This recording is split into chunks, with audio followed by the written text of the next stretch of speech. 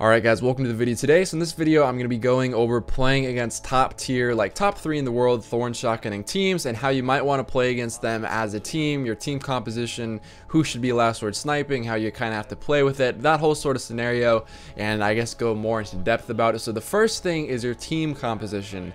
A lot of people want to run double sniper, and in tournaments when you're playing against 3 fast-paced players, it just doesn't really work out. The thing is, most people always want to run last word with a sniper. They don't want to go thorn, they don't want to go Luna. It's just kind of like the typical, you know, if you're gonna run a sniper, you got to run a last word, and I feel like that's a little bit of a poor decision, especially if you're playing on a map like Rusted Lands, Black Shield, Widow's Court, stuff like that. I've had my teammates, because Flanker, who is a teammate that I'm going to be playing with in the next upcoming tournament, in a few of our games where we've done like tournament practice against other top tier clans, we've actually ran double snipers. But the thing is, you never want to run double last word sniper. In a lot of cases, you really don't I guess even need to run a single last word sniper if you're on a map like Rusted Lands or Widow's Court. What I personally like to do is, if I get Rusted Lands, I want to have as much team shotting capability and primary capability at a medium to long range. And if I play against super good teams on Rusted Lands, you know, if I'm doing pickups or whatever,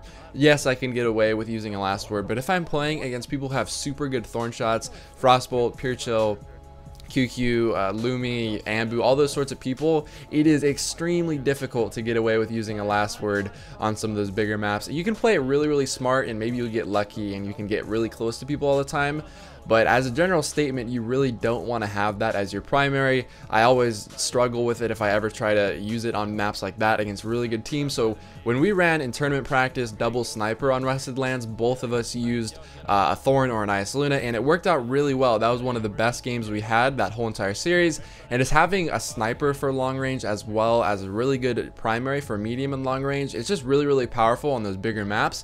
And you kind of want to refrain from using last word on those maps, because you're going to find that you get frustrated, you get tagged from Thorn from super far away, you have a hard time sniping Thorn, and you also have a hard time out primarying Thorn. So the whole entire scenario with, you know, last word sniper on those bigger maps is not a good one, and if you can stay away from it as much as possible, then I would recommend you do so. If you're playing on a map like Exodus Blue, you do not want to run more than one sniper. It can be fun, maybe you're playing pickups with your buddies or whatever, but if you happen to run against super top tier teams and you really are interested in winning a tournament or doing well in a tournament, you have to realize that that's just not how the game works. The way the meta is and how it's probably always going to be, just given into consideration or taking into consideration map design.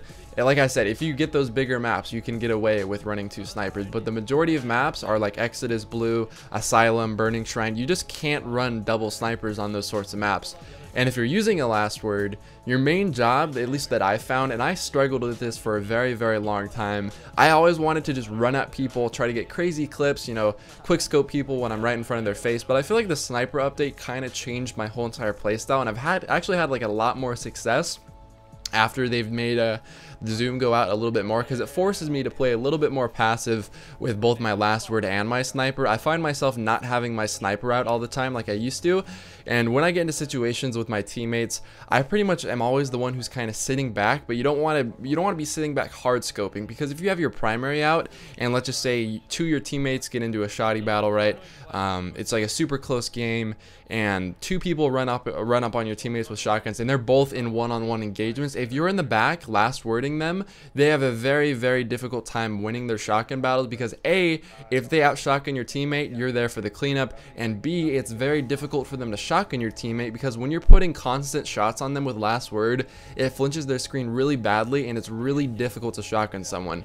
I would know this because it's happened to me a lot, and whenever someone's tagging me with last word, I have a really hard time killing someone, whether it be with primary, shotgun, sniper, whatever it may be. It just makes it a lot harder.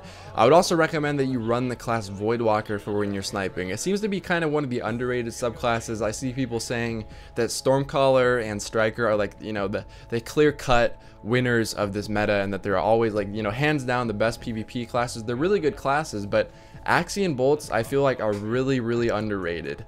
If you're stuck in a corner, maybe you're hiding behind cover, and you know that someone's about to push you with a shotgun, all you have to do is is jump up from that cover, toss a nade in their general direction, and if you can float up and get one melee off in that melee battle or in that shotgun battle where they push you, that's 100 damage. And then if the Axion comes after them, because they're going to be stuck in one place, if they have to shotgun you, they're not moving at a constant rate, especially if they have to shotgun melee you. The grenade pretty much always tracks them and gets a trade, and best case scenario, they don't even kill you and you still get the kill because your Axion is chasing them, and you can, it's just a really good play style. It works really well, and I honestly find that it works a lot better than Sunsinger did in the previous patch. I feel like I'm faster, I feel like I have more flexibility, I'm not as slow. I would just highly recommend that you use the Voidwalker as your primary class for whoever on your team is last word sniping.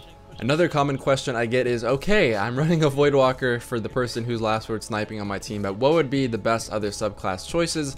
Previously, it was going to be something along the lines of a Stormcaller, you know, a Sunsinger and a Striker, or some sort of combination like that. Shade Step also was a really good option, but in this meta, it seems there really isn't a real reason to run roaming supers in Sweaties, because when people see a roaming super, pretty much besides Stormtrance, because Stormtrance is really fast and it still has really good high killing capabilities, pretty much every single roaming super always have difficulties. It's really easy to get babied out of them and get killed out of them.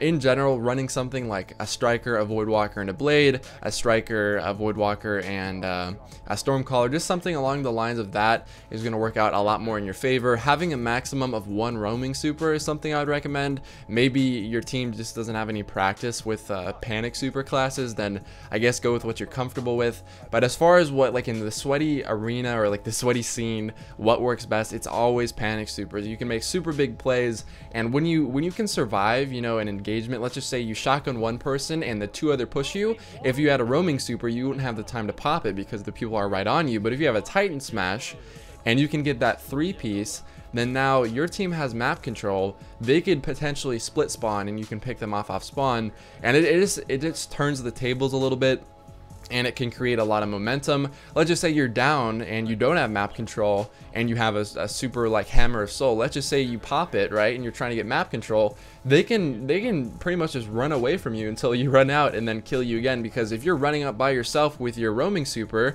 and you don't kill them in time, then now you're out of your super, you're alone, and they're hiding behind cover and can kill you, and then you're just going to keep getting farmed off spawn, and it's a very unfortunate scenario. So in summary, always make sure that your sniper is running the Voidwalker, unless you have like a really good shotgunner, I guess, that primaries the class. Like I know with BSK and Boo is just a really good Voidwalker, so they keep him on that class. But if you can, run the last word sniper with a Voidwalker. Your primary job, as sad as it sounds, as the last word sniper, is making sure you always go positive. You're always there for your teammates to clean up, but if your teammates die, you want to rotate back to spawn and spawn up with them. If you can keep your KD pretty high, because in most tournaments it's going to be a KD game mode like skirmish or salvage where people don't cap the salvage points, having a positive KD like a 1.5 to a 2.0 every game is going to help your team a ton, and it's really hard to lose when you have a teammate that's always going positive. So I hope you guys enjoyed the video. If you want any more tips in the future, if you have any more ideas for videos, then leave them in the comment section down below. I hope you enjoyed